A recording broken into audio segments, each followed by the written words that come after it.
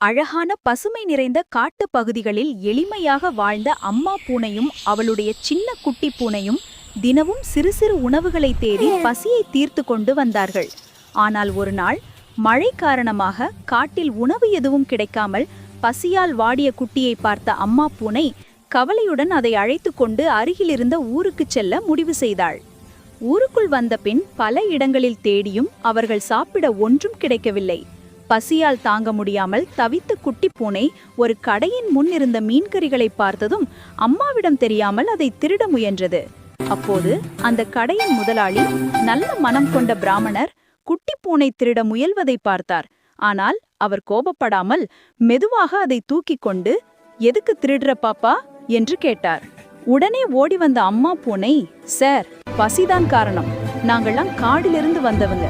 குட்டிக்கு ரொம்ப பசி" என்று கண்களில் நெகிழ்ச்சியுடன் சொன்னாள். இதை கேட்ட முதலாளியின் மனமுருகி, "பசியா இருக்கு என்று நான் உணவு கொடுக்கலாம், ஆனா திருடுறது சரியில்லை. உழைச்சால்தான் நல்ல வாழ்க்கை கிடைக்கும்" என்று நேர்மையின் முக்கியத்துவத்தை அழகாக விளக்கினார். அவர் உணவு கொடுத்து அவர்களை தனது கடையை கவனிக்க உதவி செய்வதற்கு என்று சொல்லி வேலை கொடுத்தார். அன்றிலிருந்து அம்மாவும் குட்டியும் கடையை பாதுகாக்க, எலிகளை விரட்ட கடைக்காரருக்கு நம்பிக்கையுடன் உதவி செய்தனர். காலம் நகர அவரது கடை பெரிய கடையாக வளர்ந்தது.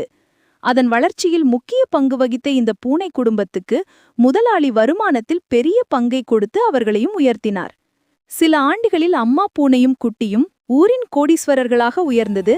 தினமும் பசிப்பட்ட விலங்குகளுக்கு உணவை வழங்கி வந்தது. பசி வந்தால் தவறு செய்யலாம், ஆனால் நேர்மை வாழ்க்கையை மாற்றும் என்பதை எல்லோருக்கும் உணர்த்தினர்.